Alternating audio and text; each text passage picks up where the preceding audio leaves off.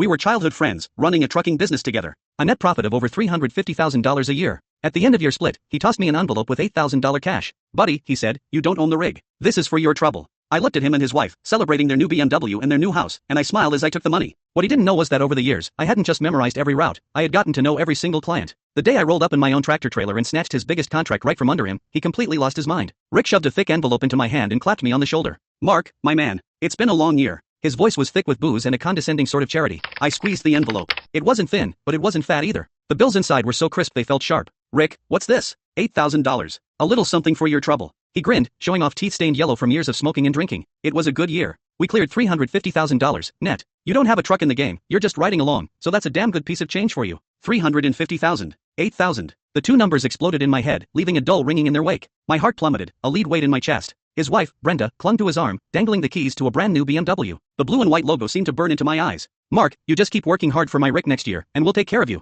Her hand, with its fire engine red nails, fished a set of house keys from her purse. She tapped them against the floor plan of their new home. This one's 1,800 square feet. We close next week. You'll have to come to the housewarming. I watched the raw, unfiltered happiness and pride spilling off them. I felt like a ghost at their feast, a complete and utter joke. I forced the corners of my mouth into a smile that felt like cracking plaster. Thanks, Rick. Thanks, Brenda. I stuffed the $8,000 into my pocket. My hands were steady, but my fingernails were digging so deep into my palms I thought I might draw blood. The dinner was at the nicest steakhouse in town. The private room was stuffy with heat, and the food on the table was arranged like art. I had zero appetite. My mind drifted back to the endless days and nights on the road. The summers, when the cab was a steambox with no AC, and I had to chug lukewarm water and pinch my own thigh just to stay awake. The winters, when we were snowed in on some godforsaken mountain pass, gnawing on frozen sandwiches for 2 straight days. I once drove for 3 days straight to make a rush delivery, my eyes so bloodshot the whole world seemed to shimmer and shake. And where was Rick during all of that? He was at home, tucked into his warm bed, AC blasting, making the occasional phone call to manage me remotely. Mark, keep an eye on that load. Can't have any issues. Mark, schmooze the guys at the dock. Get them to move faster. Mark, the client needs a little something extra, you know what to do. I was the one who had to know what to do. I was the one who had to keep an eye on things.